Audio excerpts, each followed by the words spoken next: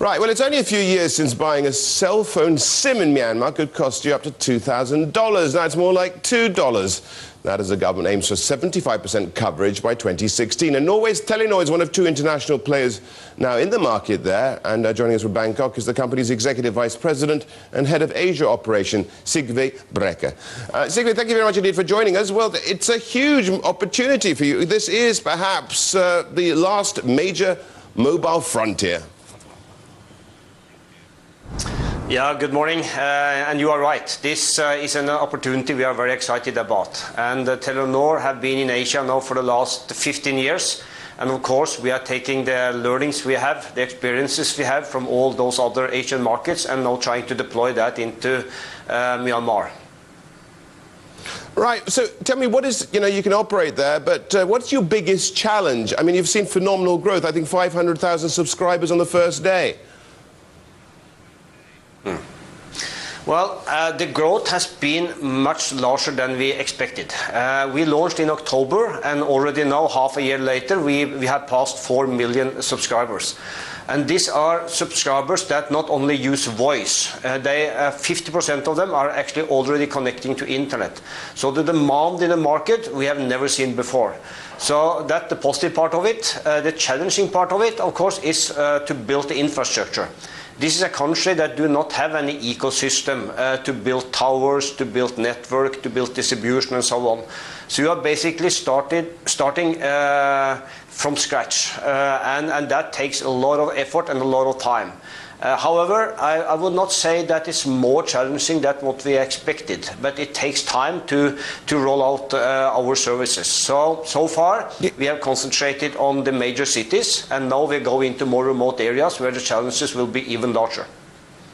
Yeah, I mean, the challenges, just on a basic level, I think 8,000 base stations is what both yourselves and I think your competitor there, Urido, are planning here. Now, you guys said at the beginning you'd actually work together and share some of these base stations. It hasn't worked out that way. Why?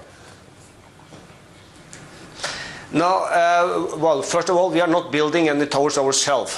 We are working together with tower companies. Both ourselves and Urido is doing that. And so far, we have picked separate tower companies to roll out our services. Over time, I think you will see that these tower companies will deliver towers access to both ourselves and Urido. So I think there is very early days here, what we have seen so far. So I think we are now establishing a tower industry, tower business in this country, and which will serve both the operators, not only the two of us, but also the state-owned operator, the MPT. Sigve, how much revenue growth do you get from Myanmar? What are you looking at in terms of revenue growth? But how long, how far before you actually start making money there? Well, I think we made it very clear when we launched that our objective is to be EBITDA break-even in the first 3 years of operation. So far, I think we are doing very well to fulfill that ambition. And then after that, of course, you are moving down also to be cash flow break-even shortly thereafter. And the business model we have in Myanmar is very much based on outsourced. The network is outsourced, IT infrastructure is outsourced, and so on. So the moment you break even on the EBITDA level, you are more or less also cash flow break-even. So that's the objective. So of course, it takes some time to get up to that. Yes, please. Yeah, Sigve, I want to just move away from Myanmar. You're there in Bangkok, you're in Thailand, we've got a 4G license auction coming up. Where are you with that? And indeed, how does Myanmar, where does Thailand fit with the whole Asian strategy? Very quickly, if you can. I know it's a long question.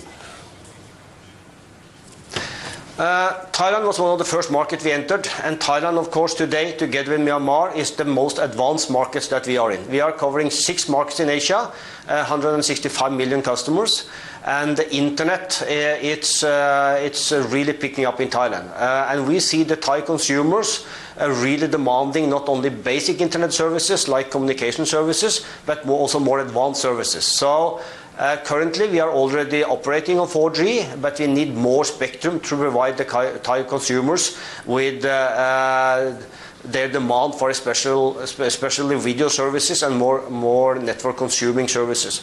So Thailand fits very well into our portfolio, and what we see in Thailand, we see in other markets 2-3 years thereafter. Sigve, thank you so much for joining us. Sigve Brekke there from Telenor, joining us there from Bangkok, discussing the challenges in Thailand. Also, of course, chiefly talking about Myanmar as perhaps the last frontier for mobile telecommunications. Right.